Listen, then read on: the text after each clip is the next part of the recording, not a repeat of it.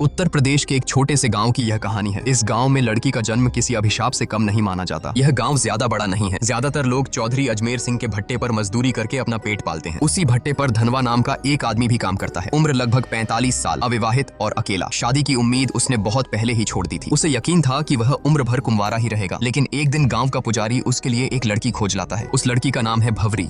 उम्र करीब 21-22 साल। गांव में लोग कहते हैं कि वह बड़ी मनहूस है। वजह भी अजीब है। अब तक उसकी 3 बार शादी तय हुई, लेकिन हर बार दूल्हा मौत के मुंह में चला गया। एक की मौत तो मंडप में ही हो गई, दूसरा रिश्ता कभी मुकाम तक पहुंचा ही नहीं, और तीसरा तो सबसे दर्दनाक, शादी के दिन ही दूल्हा घोड़े से गिरकर मर गया। भवरी की शादी में आए 5 खास लोग कहानी की असल परत खोलते हैं। पहला है चौधरी अजमेर सिंह, गाँव का सबसे बड़ा जमींदार और रोजगारदाता। दूसरा है उसका मैनेजर सौरभ, जो पहले मजदूर था लेकिन अब चौधरी का खास गुंडा बन चुका है। मजदूरों से हफ्ता वसूली करना और उन पर दबंगई दिखाना उसका काम है। तीसरा है गाँव का पंडित, धर्म के नाम पर ढोंग करना, पैसों के लिए तंत्र मंत्र रचाना और औरतों की इज्जत लूटना, यही उसका असली चरित्र है। चौथा है गांव का दुकानदार, जो उधार तो देता है लेकिन बदले में औरतों के जिस्म पर बुरी नजर डालता है। और पांचवा, सबसे खतरनाक, गांव का डॉक्टर, जिसे लोग भगवान का रूप मानते हैं लेकिन असल में वह इंसानियत का सबसे बड़ा गुनहगार है। भवरी की शादी में चौधरी के 2 छोटे भाई दया और गोपाल भी मौजूद हैं। दोनों ही अपने बड़े भाई पर गुस्सा निकाल रहे हैं कि उसने धनवा की शादी इतनी जवान और खूबसूरत लड़की से कैसे होने दी। ये दोनों गाँव के छठे हुए बदमाश हैं। गाँव में शायद ही कोई ऐसी लड़की बची हो जिस पर उनकी गंदी नजर न पड़ी हो। शादी वाले दिन जब पूरा गांव दावत में मस्त था,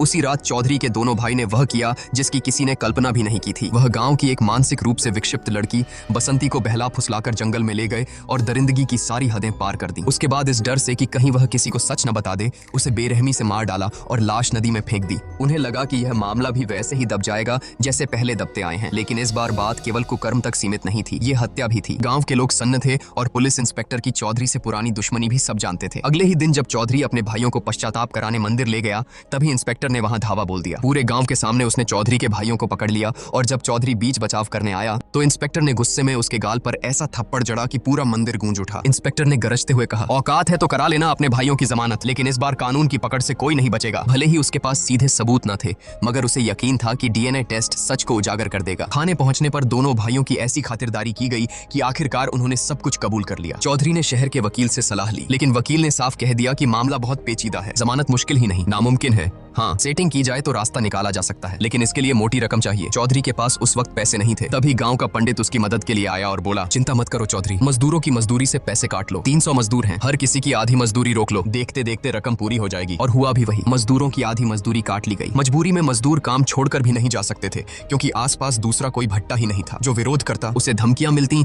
या उसकी कुंडली दिखाकर डराया जाता। गरीब मजदूरों की हालत बद से बदतर हो गई। बुधवार नाम का मजदूर अपने बीमार बेटे की दवा तक नहीं खरीद सका। आखिर उसकी पत्नी मालती को बेटे के इलाज के लिए गांव के डॉक्टर के साथ सोना पड़ा। अगले दिन धनवा खुद अपनी बकाया मजदूरी मांगने चौधरी के पास गया। चौधरी ने बेहयाई से कहा, पैसे चाहिए तो अपनी औरत को भेज दे मेरे पास, मजदूरी पूरी मिल जाएगी। यह सुनकर धनवा भड़क उठा। उसने पलटकर कहा, ठीक है चौधरी, मैं 7 दिन की मजदूरी छोड़ देता हूँ, तुम अपनी बीवी को मेरे पास भेज दो। चौधरी इस जवाब से आग बबूला हो गया। उसने अपने लठैतों से मिलकर धनवा को बुरी तरह पिटवाया। हालांकि वह बच तो गया, लेकिन बुरी तरह घायल हो गया। डॉक्टर ने पट्टियां तो कर दी, पर जांच के बहाने उससे भी वसूली की फिराक में था। घर में खाने तक के लाले पड़ गए। तभी बुधवार की पत्नी स्कूल जाने वाली बच्ची को लेकर पंडित के पास पहुंची। पंडित ने कहा, इसका इलाज पूजा पाठ से होगा, रात को अकेले मंदिर आना होगा, और वह भी सिर्फ एक वस्त्र में। जब उसने यह बात अपने पति को बताई तो उसने गुस्से में कहा, अगर पूजा से बीमारी ठीक होती तो दुनिया में डॉक्टरों की जरूरत ही न पड़ती। पंडित के मन में क्या गंदगी पल रही है, मैं सब समझता हूँ, इस ढकोसले में मत पड़ना, बच्चा अपने आप ठीक हो जाएगा। उस रात पुजारी देर तक मंदिर में इंतजार करता रहा। गांव के लाला ने यह देखकर पंडित का मजाक उड़ाया। पंडित तिलमिला उठा। यह सुनकर डॉक्टर ने ठंडी सांस भरते हुए कहा, चिंता मत करो, अब देखना मैं क्या करता हूँ। अगले दिन डॉक्टर ने चौधरी की मदद से पंचायत बुलाई। पूरे गाँव के सामने उसने हाथ में एक मेडिकल रिपोर्ट लहराई और बोला, गाँव में महामारी फैलने वाली है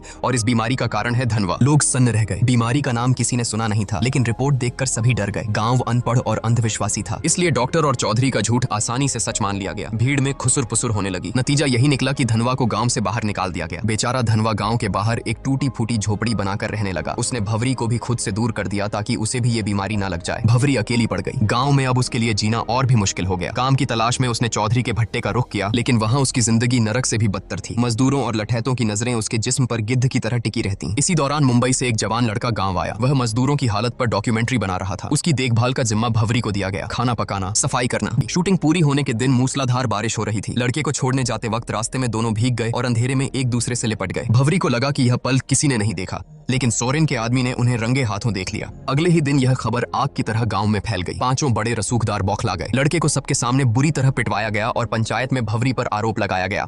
तमाशा देखने वालों में धनवा भी शामिल था। वह भवरी पर टूट पड़ा और बोला, तूने मुझे धोखा दिया है, अब हमारा कोई रिश्ता नहीं। अब भवरी पूरी तरह अकेली हो गई, न पति का सहारा न गांव का। दिन रात अपमान झेलने के बाद उसने वही रास्ता चुना जो गांव उसके सामने धकेल रहा था। उसने चौधरी और उसके चमचों को संदेश भेजा, अब मैं वही करूंगी जो तुम चाहते हो, लेकिन मेरी कीमत बाकी औरतों से 7 गुना होगी। पहले तो सबने इसे अनसुना किया, मगर रात गहराते ही 5 रसूखदार बारी बारी से उसके घर पहुंच गए। बोली लगनी शुरू हुई। आखिरकार सबसे मोटी रकम लेकर एक ने भवरी का यह धंधा शुरू किया और यहीं से गांव की हवस की भूखी भीड़ टूट पड़ी। भवरी अब गांव की लानत नहीं, गांव की सबसे महंगी औरत बन चुकी थी। डॉक्टर से लेकर पुजारी तक, चौधरी से लेकर मजदूरों तक, हर कोई उसके जिस्म का सौदा करने लगा। जो औरत अपने अधिकार के लिए लड़ सकती थी, वही अब पूरे गांव की हवस का खिलौना बन गई। अब गांव में यह सब आम सी बात हो गई थी। भवरी की इज्जत बिक चुकी थी और कोई रोकने टोकने वाला नहीं था। उधर चौधरी अपने भाइयों की जमानत के लिए वकील के पीछे भाग दौड़ कर रहा था, लेकिन किस्मत को कुछ और ही मंजूर था। पैसे देने के बावजूद तभी जज का तबादला हो गया और चौधरी का पैसा डूब गया। वकील ने नया उपाय सुझाया, बसंती की दादी से समझौता करा लो, केस वापस ले लेगी। चौधरी भारी मन से दादी के पास पहुंचा, मगर वहां उसे ऐसा सच सुनने को मिला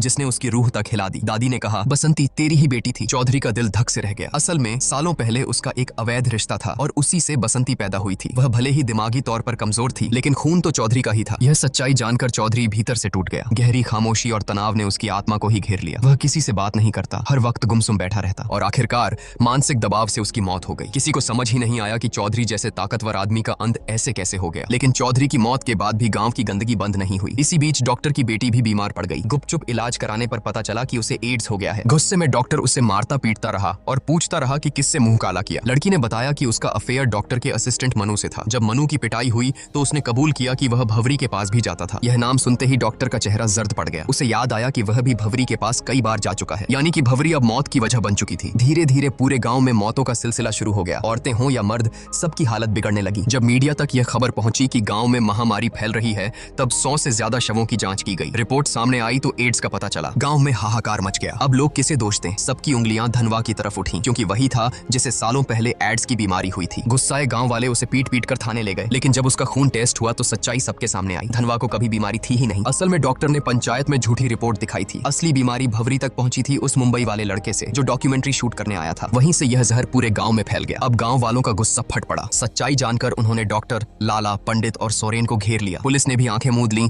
और उस दिन पूरा गांव भेड़ियों की तरह उन पर टूट पड़ा। उन्हें इतना मारा गया कि वहीं तड़प तड़प कर उनकी मौत हो गई। उधर धनवा को जब यह पता चला कि भवरी भी उसी बीमारी की चपेट में है, तो वह उसे आखिरी बार देखने गया, लेकिन तब तक भवरी की मौत हो चुकी थी। धनवा ने भारी दिल से उसकी चिता सजाई और पूरे सम्मान के साथ अंतिम विदाई दी। यह पूरी कहानी यही बताती है कि अपने कर्मों से कोई नहीं बच सकता। जो जैसा बोता है वैसा ही काटता है। कुछ समय के लिए बुराई जीतती हुई जरूर दिखती है, लेकिन अंत में उसका अंजाम हमेशा बुरा ही होता है। और इसी कड़वे सच के साथ यह कहानी खत्म होती है।